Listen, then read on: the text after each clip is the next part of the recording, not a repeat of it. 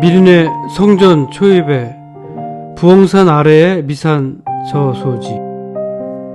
호수가 만들어지기 전에는 이 호수 한 가운데 은하수로 들어가는 길이 있었습니다.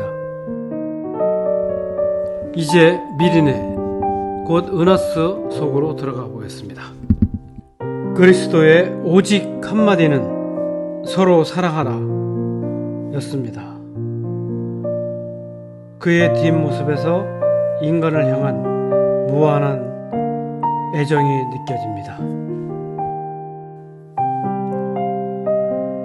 한국의 천주교회는 서울 간구, 대구 간구, 광주 간구, 교황청 직속의 네 간구가 각각의 교구를 관할하고 있는데요.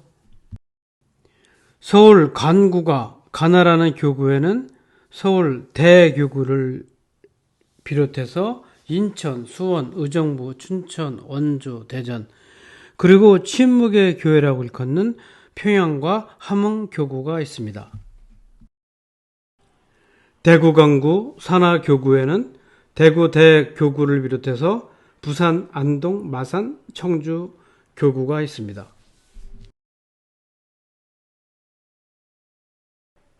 광주 간구 산하 교구에는 광주 대교구를 비롯해서 전주, 제주 교구가 있습니다.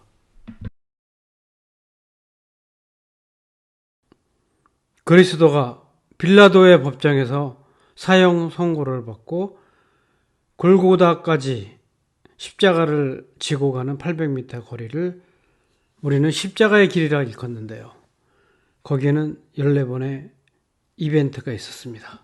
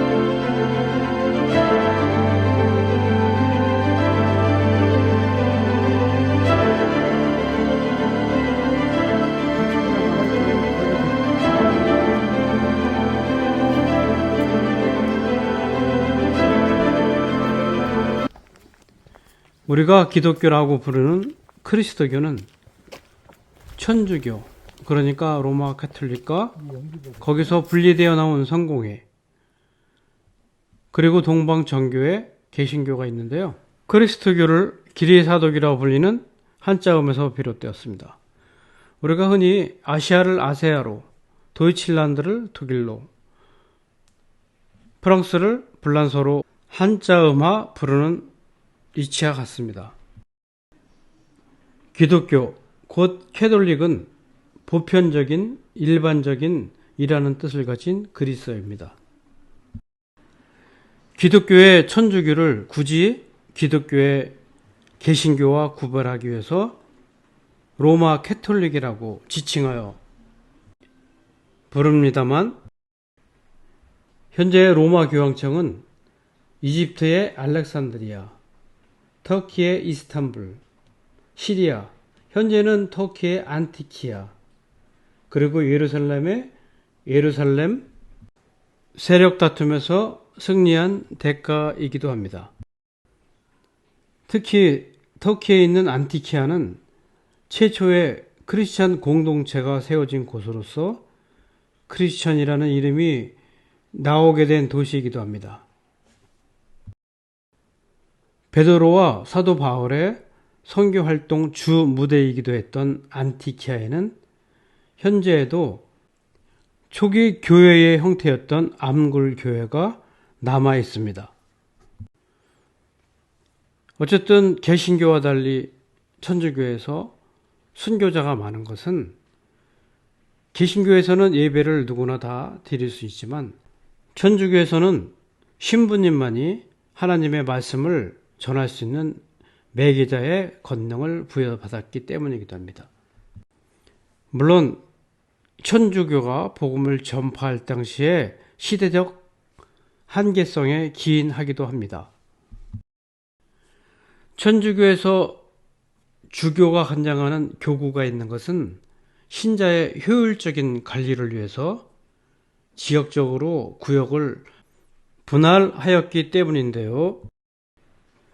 주교라는 에피스코포스라는 그리스어는 실제로도 감독하는 자라는 뜻을 갖고 있습니다. 우리나라는 네 분의 추기경을 배출했었죠. 고 김수환 스테바노 추기경, 고 정진석 니콜라이 추기경, 염수정 안드레아 추기경, 그리고 유흥식 라자로 추기경이 계십니다. 어쨌든 천주교는 자기가 속한 교구의 성당을 나가면 되지만 개신교는 자기가 정해놓은 교회를 나가는 교회 선택권이 있습니다. 이제 십자가의 길 14척까지 다 왔습니다.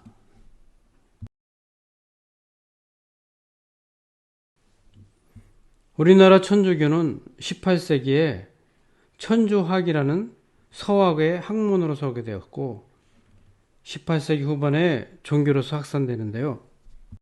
우리나라 최초의 신학생들로서는 마카오에서 유학을 하였던 최양업 토마스, 김대건 안드레아, 최방재 프란치스코가 있습니다. 최초의 신부님 역시 이들 신학생에서 나오는 것인데요. 김대건 안드레아가 최초의 신부님이시고 두 번째 신부님은 최양업 토마스입니다. 김대건 안드레아를 소개하기 전에 우리나라 두 번째 신부님이신 최양업 토마스를 소개해드리면요. 그의 부모님들 역시 순교자들로서 최경환 프란치스코와 이성래 마리아입니다. 김대건 안드레아가 1년간 선교 활동한 것과는 달리 최양업 토마스는 12년간 계속되는 선교 활동과 숨어있던 신자들을 순방하고 성사를 집전했던 것으로 알려져 있습니다. 문경 진안리의 오리터 주막집에 들렸다가 식중독에 과로가 겹쳐서 장티푸스 합병증으로 객사하였다고 합니다. 그러니까 1861년 6월 15일 선종하였던 것이죠. 이제 미린의 성지의 주인공 김대건 신부님 묘소에 도착했습니다. 김대건 안드레아 신부님은 우리나라 최초의 신부가 되어 25세에 사제 서품을 받고 1846년 병후 박해 때에 26세의 젊은 나이로 새남터에서 순교하였습니다.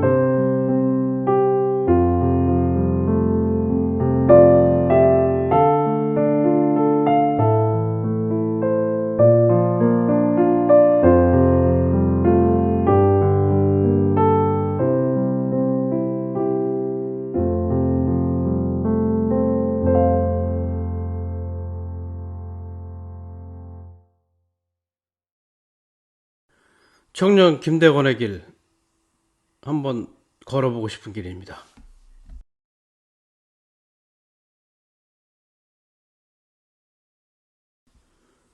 천주교와 개신교는 같은 뿌리이면서 여러 가지 다른 점을 갖고 있습니다. 몇 가지 확연하게 다른 점들이 있는데요. 일단은 성경책 자체가 틀립니다. 성경책 자체가 틀린데요. 천주교는 성경책이 총 73권으로서 문어체로 쓰여져 있고요. 개신교는 성경책이 총 66권으로서 구어체로 쓰여져 있습니다. 구어체이니 문어체이니 하는 것은 번역의 차이겠죠. 사명권에도 차이가 있는데요. 개신교 같은 경우에는 예수가 십자가에 돌아가시고 성소의 휘장이 찢어진 것을 근거로 직접 하나님께 신도가 나아갈 수 있고 죄 사함을 받을 수가 있습니다. 그러나 천주교에서는 요한복음 20장 23절을 근거로 오직 신부님을 통해서만 죄 사함을 받을 수가 있습니다. 성직자들에 대한 결혼의 문제도 서로 극단의 선택을 하고 있는데요. 천주교에서는 마테오복음 19장 11절과 12절에 그 말씀을 근거로 신부, 수사, 수녀는 독신을 선택합니다. 그러나 개신교에서는 창세기에서 자식을 낳고 번성하여 온 땅에 퍼져서 땅을 정복하라는 하나님의 말씀을 근거로 목사와 전도사는 결혼을 합니다. 유교 형식인 제사에 대해서도 각각의 입장이 틀립니다. 천주교에서는 제사 자체는 조상을 공경한다는 의미에서 인정을 합니다. 그러나 제사상에 위패나 신주, 신방을 차리면 안 됩니다. 개신교에서는 십계명 제1계를 들어서 제사 자체를 우상을 섬기는 것으로 생각을 합니다. 종교의식 자체에도 큰 차이를 보이고 있는데요. 천주교에서는 미사라 하고 개신교에서는 예배라고 합니다. 개신교 예배는 주로 이제 목사님의 설교가 거의 예배에 큰 비중을 차지하게 되죠. 그래서 한 교회의 교인들의 의식 구조가 비슷비슷합니다. 주로 목사님의 사고방식을 따라가게 되죠. 그러나 천주교에서의 미사는 신부님이 강론을 하고 성찬 의식을 하는 두 부분으로 나뉘어져 있습니다. 천주교의 사제들은 설교를 하면서 제단에서 제사를 봉헌하는 사제이기도 한 것이죠. 성모 마리아를 바라보는 시각도 상이합니다. 흔히 개신교에서 성모 마리아를 믿느냐라는 말을 하는데요. 그것은 잘못된 생각입니다. 천주교에서는 예수님의 육체의 어머님으로 선택되었기에 언제 없이 잉태하신 그리고 죽음 없이 승천하신 교류의 중요성을 예를 들어 성모 마리아의 신앙을 모범으로 여기고 사모하는 것이죠. 그러나 개신교에서는 성모 마리아에 대한 신앙의 마음이나 대신 기도해 주는 사람이라는 의미를 인정하지 않고 예수 그리스도의 육체 모친으로서만 존경합니다. 그 이외에도 여러 가지 차이점이 있지만 큰 부분만 예를 들어 말씀드려봤습니다. 그러나 제3자 입장에서 보면 결국은 성경을 해석하고 신앙에 적용시키는 차이점 위에 다른 것이 있을까요? 저는 잘 모르겠습니다. 천주교에서는 8가지의 성사를 받습니다. 예수님으로부터 새 생명을 얻었다는 의미의 세례성사가 있고, 예수님 안에 믿음의 삶이 봉인되었다는 견진성사가 있습니다. 그리고 미사 중에 받는 성사인 성체성사가 있습니다. 이 성사 중에 세례성사와 견진성사는 평생 한 번만 받죠. 그리고 일종의 힐링이라고 할 수 있는 치유성사와 자기의 죄를 뉘우치는 고해성사가 있습니다. 또한 아플 때 받는 병자성사와 결혼할 때 받는 혼인성사가 있습니다. 그리고 사제, 부제, 주교동이 받는 성품성사가 있는데요. 그러나 실제로 성품성사와 혼인성사는 병행할 수 없기 때문에 실제로는 성사의 종류가 줄어들게 되는 거죠. 교회에 대한 이야기를 하느라고 미련의 만추를 제대로 감상하지 못했습니다.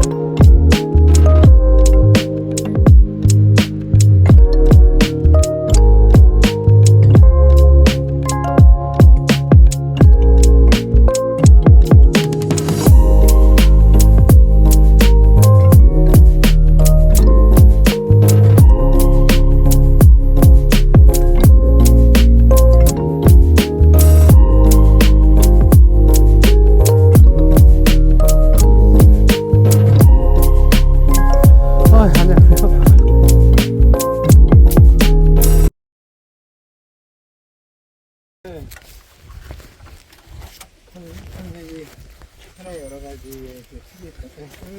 들어가세요. 네.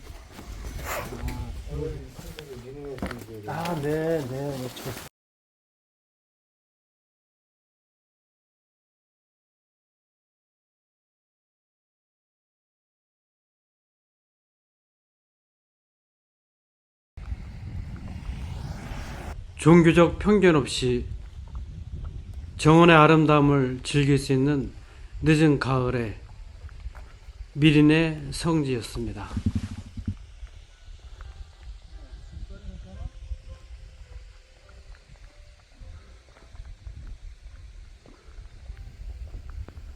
호수가 건너편에 기독교의 신앙의 상징인 십자가를 바라보며 집으로 돌아갑니다. 감사합니다.